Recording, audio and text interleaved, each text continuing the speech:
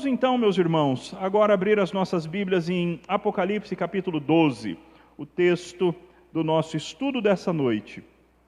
Apocalipse capítulo 12.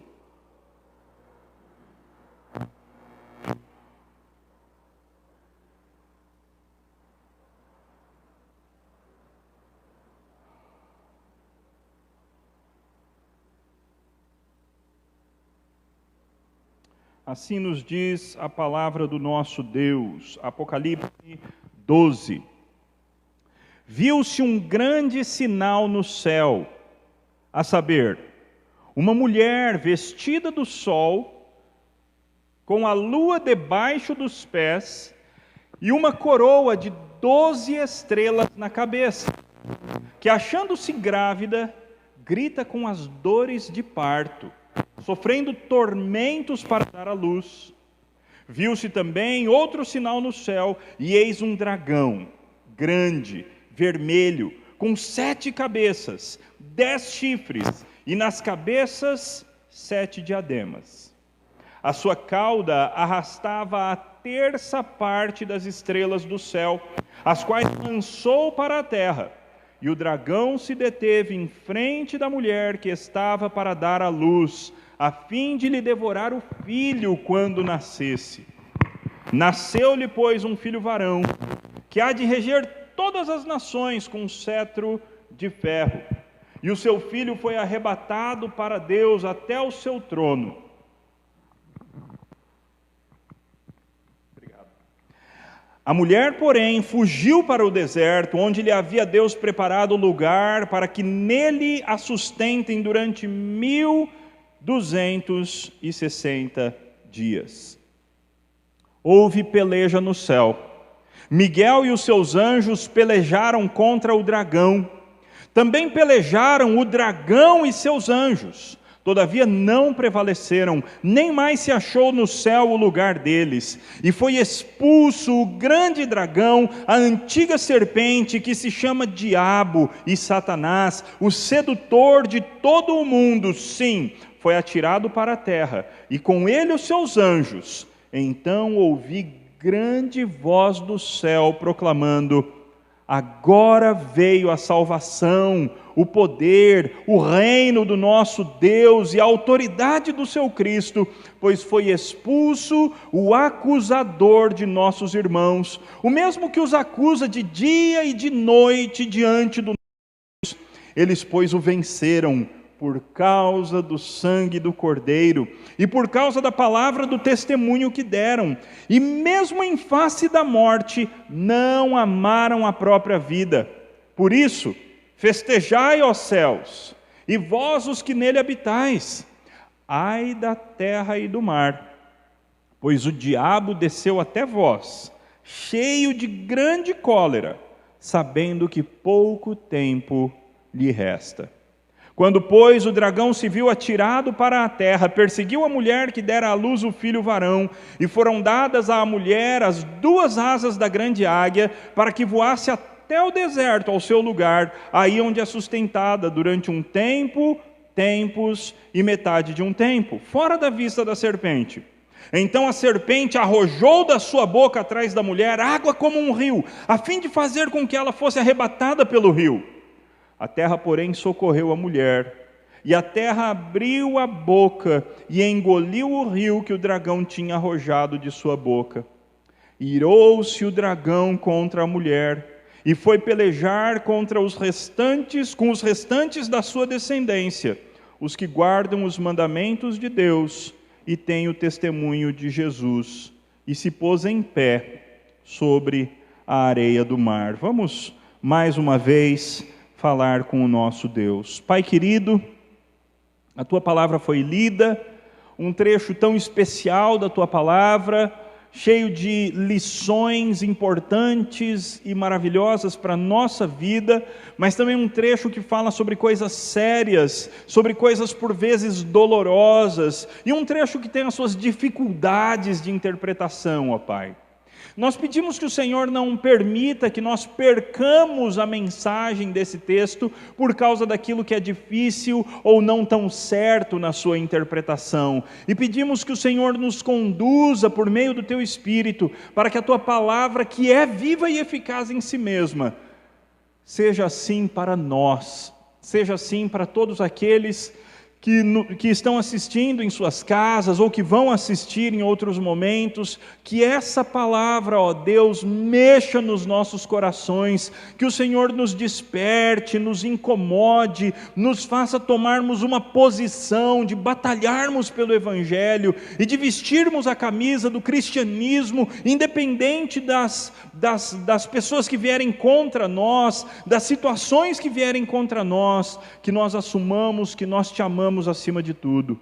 Assim, ó Deus, dirige-nos em nome de Cristo Jesus. Amém. Ontem, a minha esposa, a Ju, recebeu um e-mail recebeu uma mensagem de WhatsApp, na verdade, de uma colega, pedindo oração pela Ana. Ana é uma mulher que mora no mundo muçulmano, que foi evangelizada por um missionário brasileiro, missionário este que há não muito tempo atrás estava preso, juntamente com um missionário americano, e depois de os governos entrarem na situação, ele conseguiu ser solto. E o fato é que essa moça, essa mulher, Ana, ela se converteu ao Senhor, e passaram-se alguns meses, passou-se algum tempo da conversão dela, e o seu marido não sabia de sua conversão, embora tenha suspeitado de alguma coisa. O problema é que ontem ou anteontem, o marido da Ana descobriu que ela havia sido convertida pelo Senhor. E o marido da Ana ficou transtornado, ficou muito bravo com aquela situação da esposa dele ter se convertido ao cristianismo e consequentemente ter abandonado o islamismo.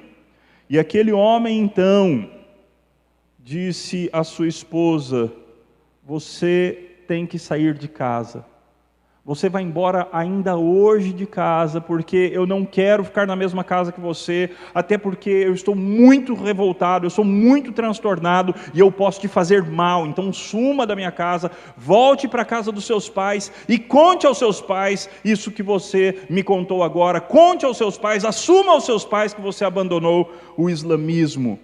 E vamos ver o que eles fazem.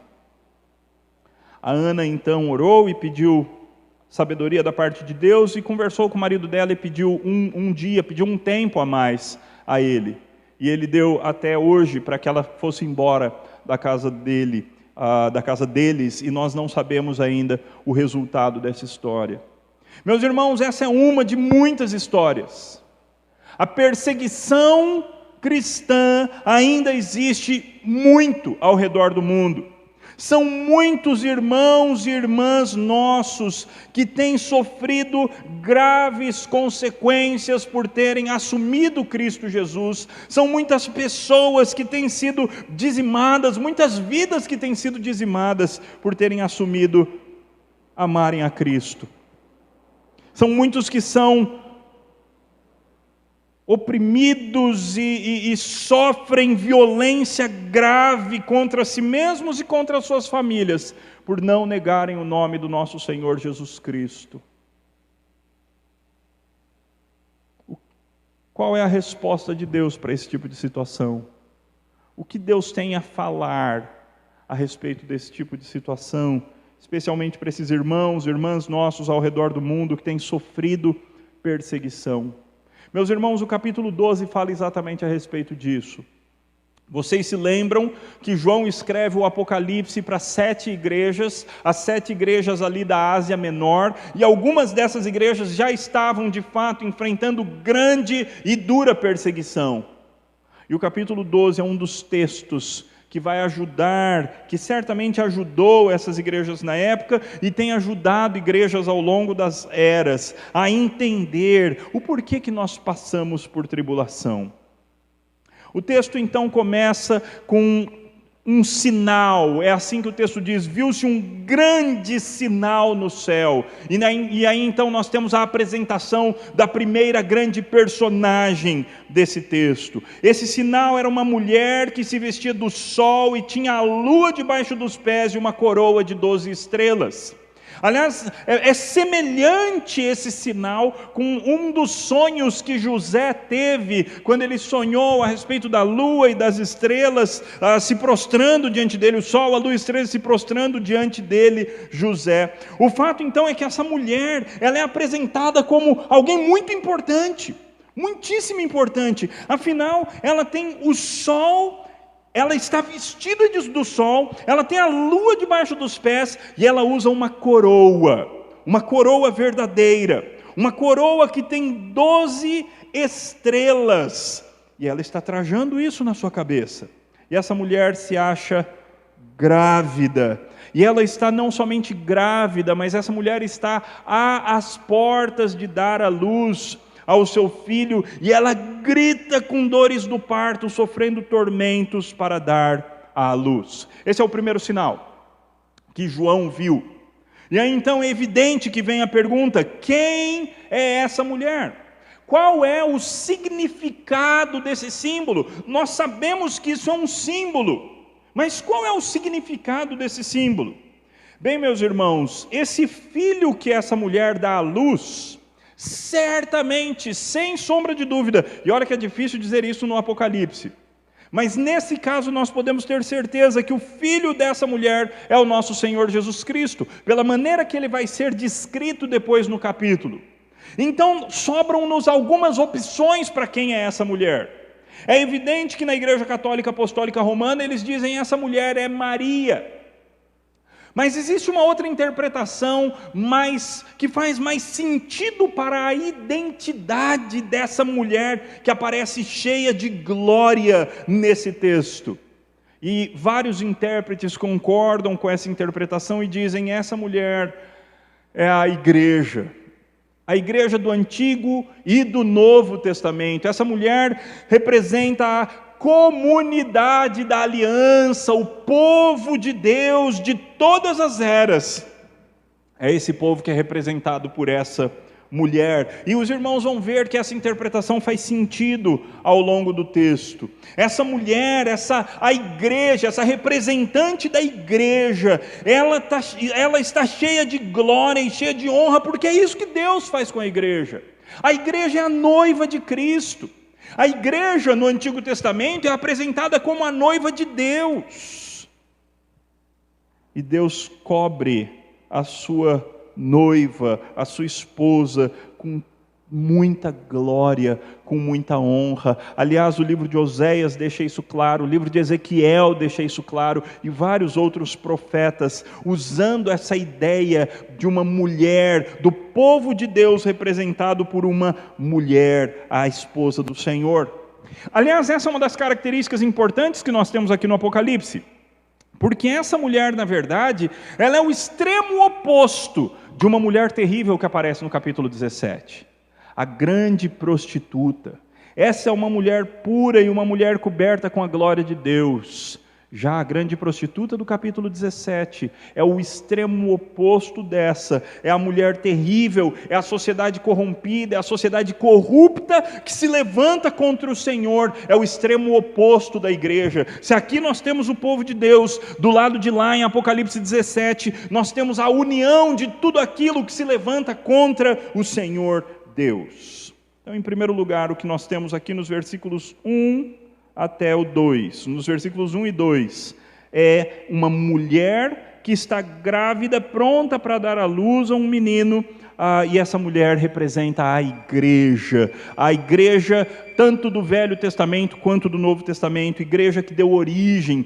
Jesus Cristo nasceu a partir do povo judaico, a partir da comunidade da aliança. Mas João vê um segundo sinal. E o versículo 3 diz assim: viu-se também outro sinal no céu. E agora o que aparece é um dragão grande, vermelho, com 7 cabeças, 10 chifres, e nas cabeças 7 diademas. Notem que agora nós temos uma criatura terrível sendo-nos apresentada aqui no texto. Um dragão muito grande, muito poderoso, vermelho, cor de sangue, representando a sua violência. E esse dragão tem 7 cabeças, 10 chifres e tem coisas semelhantes a coroas na sua cabeça. A mulher veste uma coroa, ela usa uma coroa. O dragão usa diademas, uma coroa falsa. Coroas falsas é o que ele tem na sua cabeça. A cauda desse dragão arrasta a terça parte das estrelas do céu e as lança para a terra. É evidente que esse dragão, e aqui nós não temos dúvida também da identidade desse dragão, porque é o próprio texto quem vai dizer quem é esse dragão. No versículo 9 o texto diz assim: e foi expulso o grande dragão, a antiga serpente, que se chama Diabo e Satanás, o sedutor de todo mundo. Sim, ele foi atirado para a terra. Então nós não temos dúvida aqui. Quem é esse grande dragão? Esse grande dragão é um símbolo que representa o diabo, que representa o príncipe da potestade do ar, o espírito que atua nos filhos da desobediência, como Paulo o chama. Nesse ato de arrastar 1/3 das estrelas, parece que a referência, a possível referência que nós temos aqui é a respeito da queda dos anjos. É a respeito de quando Satanás decidiu se rebelar contra o Senhor Deus, contra a santidade de Deus, contra a soberania de Deus, e ao decidir rebelar-se, Satanás convenceu um grupo de anjos a que também se rebelassem junto com ele. E aqui esse texto parece sugerir isso, usando o símbolo de estrela para falar dos anjos, coisa que a gente já viu em outros textos, como por exemplo na semana passada. Mas o texto ainda diz mais: o dragão se deteve em frente da mulher que estava para dar à luz. O que nós temos então é uma cena terrível. Esse dragão violento, grande, vermelho, ele fica na frente da mulher. A mulher está praticamente dando à luz ao seu filho, está com dores de parto, está gritando na angústia do dar à luz. E esse dragão então está às portas, esperando para abocanhar e devorar o filho daquela mulher. E é evidente que aqui nós temos uma referência ao nascimento de Jesus Cristo. A mulher, que é a igreja, o povo de Deus do Antigo e do Novo Testamento, essa mulher então dá à luz ao Messias. Vocês se lembram o que aconteceu quando Jesus nasceu? Jesus nasceu numa situação de total penúria. Jesus nasceu numa situação sem nenhum cuidado, sem nenhum luxo, sem nenhuma chiqueza. E além disso, depois de ter nascido, Herodes então baixa uma ordem para que os filhos de 2 anos para baixo de todos os judeus daquela região fossem mortos. Aquilo, meus irmãos, era o dragão tentando abocanhar o nosso Senhor Jesus Cristo. Assim como aconteceu ao longo da história do Antigo Testamento. Por várias vezes o diabo tentou prejudicar a semente santa. Por várias vezes o diabo tentou acabar com o povo de Deus, especialmente com aqueles que eram da linhagem da qual viria o nosso Senhor Jesus Cristo. O diabo fez de tudo para destruir a semente santa, como por exemplo, quando o faraó também mandou matar todas as crianças que nascessem em Israel. Meus irmãos, não se enganem, desde sempre o diabo tenta destruir o povo de Deus. Desde sempre o diabo tenta destruir especialmente o filho da mulher, porque o diabo sabe que um dia o filho da mulher pisaria na cabeça da serpente, ou seja, do dragão vermelho. Embora o dragão estivesse ali, pronto para devorar o filho da mulher, o versículo 5, no entanto, nos diz: nasceu a mulher, pois, um filho varão, que há de reger todas as nações com cetro de ferro. Isso daqui é uma referência ao Salmo 2. O Salmo 2 que prevê a vinda de Jesus Cristo, o que viria para quem o Senhor Deus disse, você vai reger as nações, com vara de ferro as regerás, e você será o grande, o superior sobre todas as nações da terra. Por isso os príncipes, os reis têm que se dobrar diante de ti. Beijem o filho para que ele não se irrite e não pereçais no caminho. Jesus então nasce, o filho varão que há de reger as nações. E notem como é que o texto passa rápido por toda a vida de Jesus. Porque aqui nós temos, nasceu o filho e o seu filho foi arrebatado para Deus até o seu trono. Meus irmãos, um versículo resumiu os 33 anos da vida de Jesus. Em um versículo apenas, o autor sacro resumiu tudo o que aconteceu com Jesus. Ele falou do nascimento de Jesus e ele falou da ascensão de Jesus, de quando Jesus Cristo foi assunto aos céus, depois de passar 40 dias ensinando os seus discípulos. O dragão tentou fazer de tudo para tirar Jesus do caminho, meus irmãos. As tentações no deserto, a tentativa de matá-lo ainda quando um bebê, a tentativa de matá-lo na cruz, e de fato, o conseguir matar Jesus Cristo numa cruz. Mas ele nunca esperava que nesse processo de fisgar o calcanhar de Jesus, o diabo nunca esperava que aquilo ali seria o golpe fatal na sua cabeça. Essa era a profecia. O filho da mulher vai pisar na cabeça da serpente. Ambos morreriam no processo. O filho da mulher morreria por causa do veneno da serpente, mas a serpente morreria por causa desse golpe fatal em sua cabeça. E assim aconteceu, meus irmãos. Jesus Cristo morreu, mas a morte não o deteve. Mas notem que esse texto, o foco do texto, não é a pessoa gloriosa do nosso Senhor Jesus Cristo.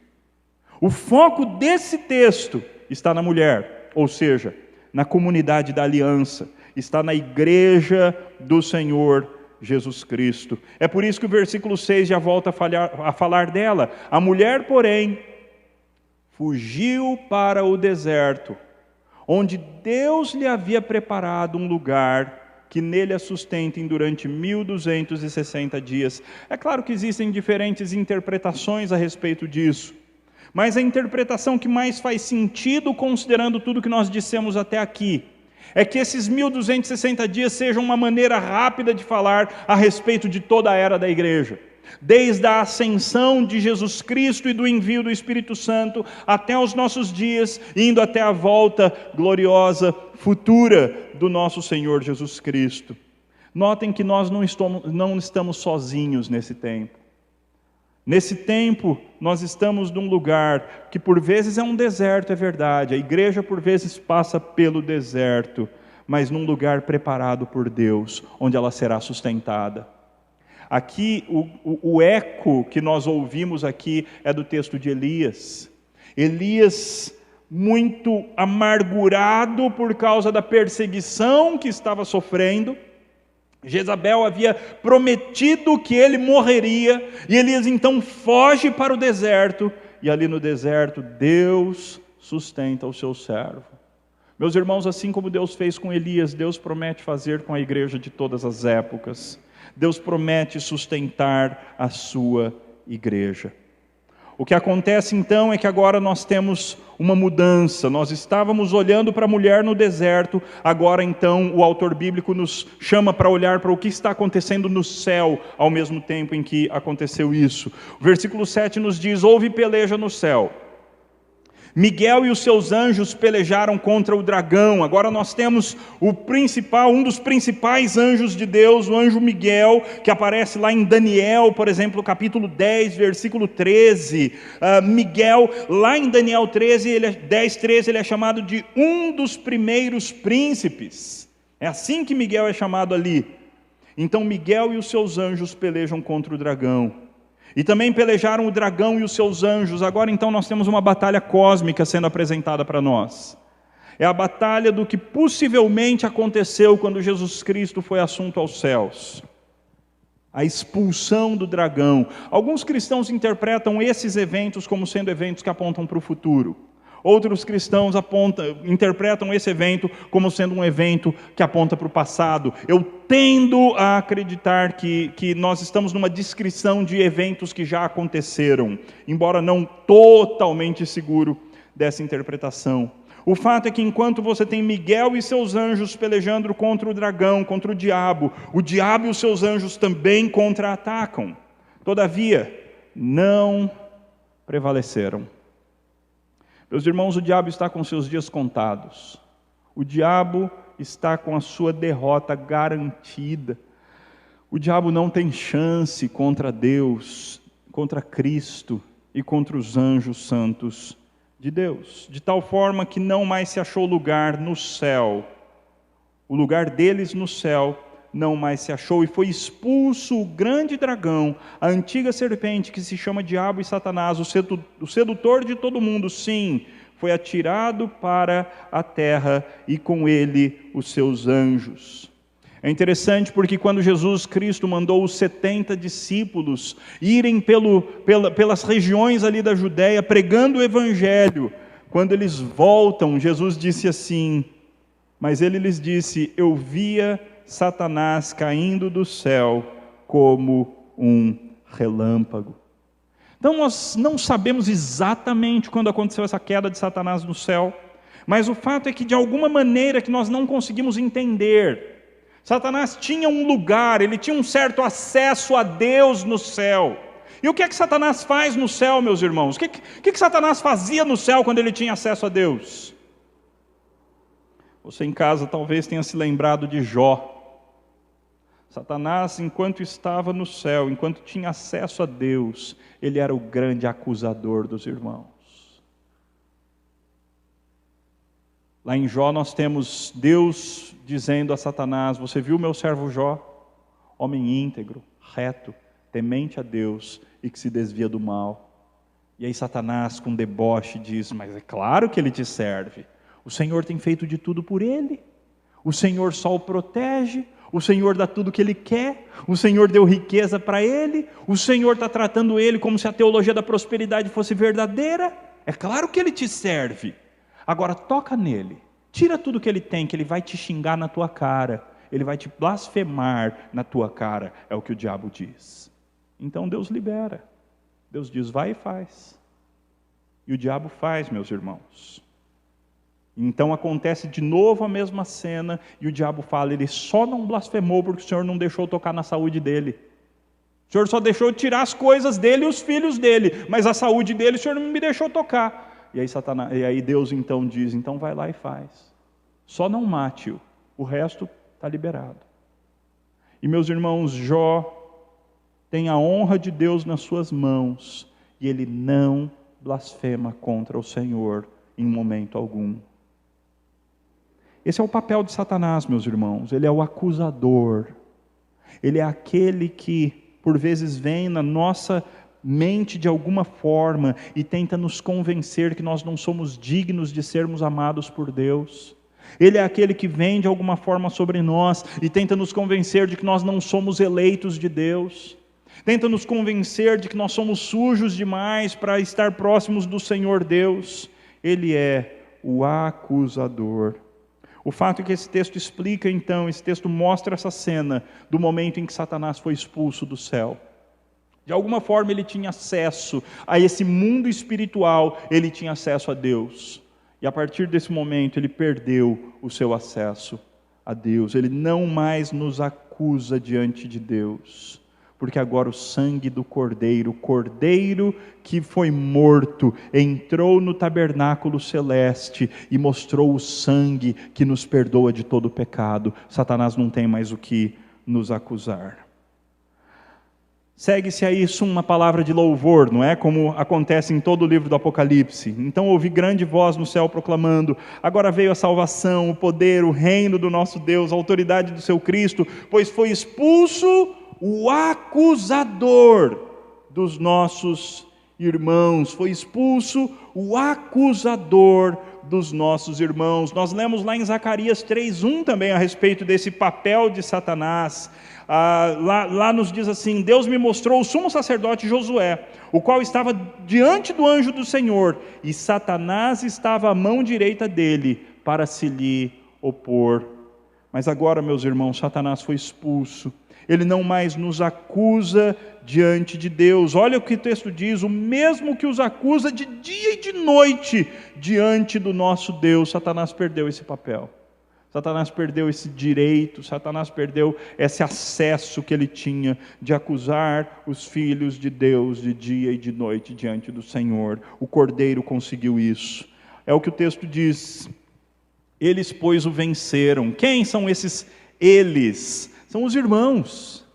Eles o venceram por causa do sangue do Cordeiro. Lindo isso, né, meus irmãos? Satanás não tem mais o direito de nos acusar diante de Deus. É por isso que Paulo questiona: quem intentará acusação contra os eleitos de Deus? É Deus quem os justifica, é Cristo Jesus quem morreu, ou antes quem ressuscitou para que eles fossem justificados. Nada pode nos acusar, nada pode nos separar do amor de Deus que está em Cristo Jesus, o nosso Senhor. Mas notem que é interessante porque João acrescenta um outro motivo. Ele diz: eles venceram por causa do sangue do Cordeiro e por causa da palavra do testemunho que deram. Meus irmãos, o único motivo da nossa redenção, da nossa salvação, da nossa transformação é o sangue do Cordeiro. Mas quem verdadeiramente foi lavado no sangue do Cordeiro tem testemunho para dar. Quem verdadeiramente foi transformado pelo sangue do Cordeiro fala a respeito da experiência que teve. Como é que nós podemos nos calar se nós fomos amados de maneira tão sublime pelo Senhor? E mais uma coisa eles fazem: e mesmo em face da morte, mesmo diante da morte, não amaram a própria vida. Sabem o que a Ana, que eu comecei falando, o que ela disse para o missionário, ou o missionário ficou sabendo de alguma forma? Ela disse: eu vou preparar as minhas malas, e eu vou orar, e eu vou esperar em Deus.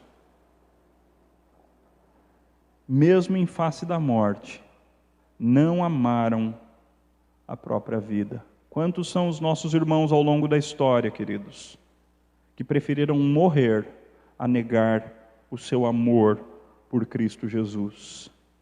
Esses são os vencedores. No Apocalipse inteiro, esses são os vencedores. E nós, meus irmãos, às vezes com uma vida tão protegida, tão tranquila em certo sentido, por vezes não somos sérios com relação ao nosso relacionamento com Deus, não fazemos as nossas devocionais, não lemos a palavra, não estendemos a mão aos necessitados, não levamos a sério o nosso cristianismo. Meus irmãos, os vencedores são aqueles que venceram por causa do sangue do Cordeiro, mas todos estes também têm palavra do testemunho, dão palavra de testemunho e não amam a própria vida, mesmo diante da morte.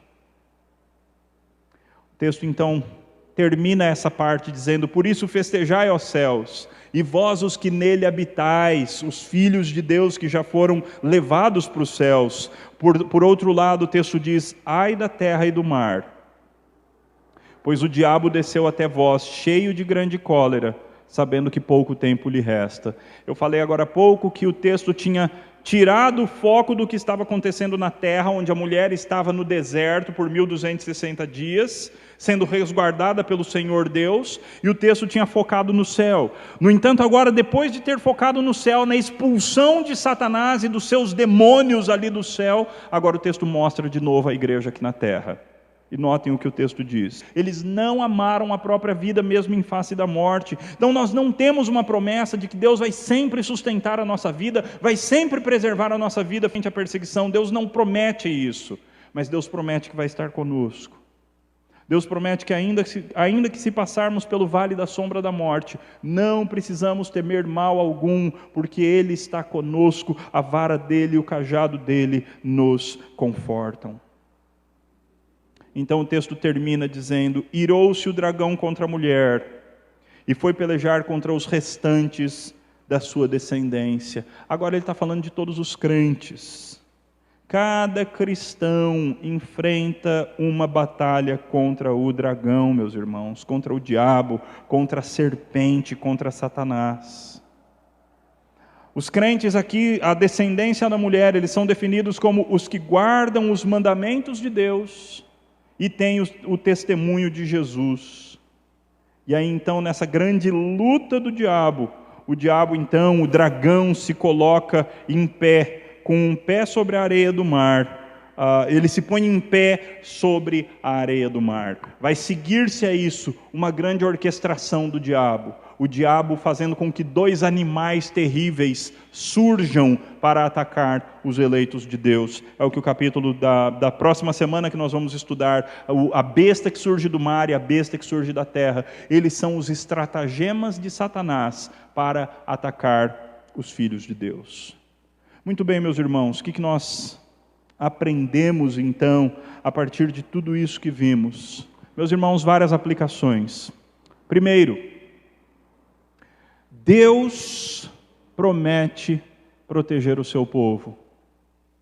Meus irmãos, nós podemos estar seguros e certos que Deus vai nos proteger, Deus vai nos guardar, independente das situações que nós vivermos, independente das investidas de Satanás contra o povo de Deus, Deus vai preservar o seu povo. Deus tem um compromisso de salvar essa mulher, de salvar a sua igreja, de salvar o seu povo. Deus tem um compromisso, as portas do inferno não vão prevalecer contra a igreja nunca. O que não significa que igrejas locais não sejam destruídas, o que não significa que crentes individuais não possam morrer nessa batalha, mas significa que a igreja do Senhor, a igreja chamada católica ou universal, a igreja que está em todos os lugares, a igreja tanto visível quanto invisível, a igreja do Senhor não será destruída, não será totalmente abalada, porque Deus vai protegê-la, Deus a ajudará desde antemanhã. Então, podem as nações bramar, podem os rios fazer grande turbulência, Deus preservará a sua igreja, nós, a Nova Jerusalém, o povo escolhido do Senhor, composto de judeus e de gentios. Por outro lado, esse texto deixa claro também que nós cristãos, por vezes, vamos enfrentar um adversário formidavelmente forte. Meus irmãos, o diabo, ele é apresentado nesse texto como um grande dragão vermelho, com uma boca terrível, cheio de diademas na cabeça, com 7 cabeças, 10 chifres. Ele é apresentado como um animal terrivelmente poderoso. E de fato, meus irmãos, nós não podemos contra o diabo. Nós não temos força para lutar e para vencer o diabo. Mas mais forte é o que está em nós do que aquele que está no mundo. Então a nossa vitória está garantida, não por causa das nossas próprias forças, mas porque a despeito da nossa fraqueza, aquele que luta por nós é muito mais forte do que o diabo. Cristo já deu o golpe fatal na serpente. Cristo já deu a pisada fatal na cabeça da serpente. Então o que o diabo faz hoje é, dentro da esfera de ação permitida por Deus, ele dá os seus últimos suspiros, até que ele, junto com a morte e com o inferno, sejam lançados de uma vez por todas no lago que arde com fogo e enxofre. Mas até que isso aconteça, ele ainda ataca os filhos de Deus. Então, falando em linguagem bem contemporânea, fique esperto. Fique esperto. Esteja atento, ou para usar a linguagem bíblica, vigiai e orai. Nós cristãos precisamos entender que nós lutamos contra forças que nós nem entendemos e não temos a mínima condição de enfrentar no nosso próprio poder. Então precisamos deixar de tolice, Precisamos deixar de usar armas carnais e precisamos nos revestir da armadura completa de Deus, para depois de termos vencido tudo, permanecermos inabaláveis e para conseguirmos lutar contra os principados e potestades do mundo das trevas. Consagremo-nos, portanto. Em último lugar, o texto mostra que os vencedores, aquele que vai permanecer, é aquele que guarda os mandamentos, aquele que dá testemunho e aquele que não ama a própria vida. Se você quer estar no lugar dos vencedores, esse precisa ser o seu estilo de vida. Sim, é claro, o que te transformou, o que te salvou, o que te transformou em um santo foi o sangue do Cordeiro. Mas agora que você foi transformado pelo sangue do Cordeiro, o Cordeiro te chama a viver para a glória dele. O Cordeiro te chama a negar a si mesmo, a tomar a sua cruz e a viver para a glória dele mesmo. O Cordeiro te chama a guardar os mandamentos, a conhecer a palavra e guardar os mandamentos de Deus. O Cordeiro te chama a não amar a própria vida. O Cordeiro te chama a que você dê testemunho. Como é que você tem gastado o seu tempo de quarentena? Quando você já fez todas as suas atividades do home office, quando você já fez todas as atividades da casa, como é que você tem guardado, como é que você tem investido o seu tempo? Você é um agente de Deus, de quarentena ou sem quarentena, você continua sendo um agente de Deus, então dê testemunho.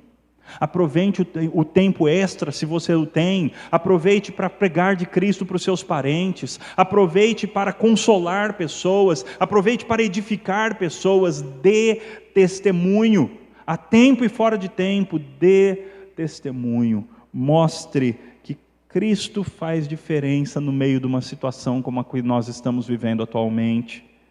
Coloque o seu centro em Cristo Jesus e mostre às pessoas que Cristo te dá estabilidade.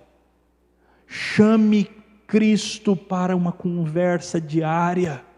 Viva com Cristo, dê testemunho, guarde os mandamentos e não ame a sua própria vida. Se Deus quiser te levar de corona, e daí? Você vai ser promovido. Você vai ter o privilégio de entrar na presença de Deus. É claro que não devemos ser irresponsáveis, mas devemos ser tranquilos, colocando o nosso coração nas mãos do nosso Senhor. Deus nos chama, portanto, a um novo estilo de vida.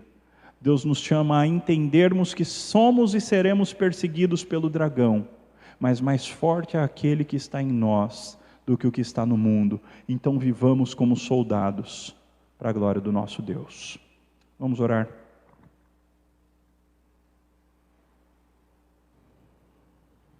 Pai, obrigado pela Tua palavra. Obrigado, Pai, porque o que nós vimos já é grandioso para o nosso coração, já nos fortalece, nos desafia, nos consola. E o Senhor tem muito mais para nós no tesouro das Escrituras. Então, Deus, ajuda-nos a amarmos a Tua palavra de todo o coração. E ajuda-nos, Pai, a vivermos a Tua palavra, aplicarmos a Tua palavra para a nossa vida. Pai, ajuda-nos a descansar em Ti no meio desses dias tão turbulentos. Ajuda-nos a encontrarmos a nossa paz no Senhor. Pai, é certo que por vezes somos tentados a ficarmos preocupados, a ficarmos ansiosos. Deus, ajuda-nos a descansar no Senhor. E ajuda-nos a sermos luz, mesmo no meio desse momento, ó Pai. Que nós espalhemos a luz de Cristo, que nós sejamos sal, que nós continuemos dando testemunho. Pai, obrigado, porque o Senhor move céus e terra para defender o seu povo, e nunca nada poderá nos separar do amor de Deus, que está em Cristo Jesus, o nosso Senhor. Seja louvado e receba toda a glória, hoje e sempre, em Cristo Jesus. Amém.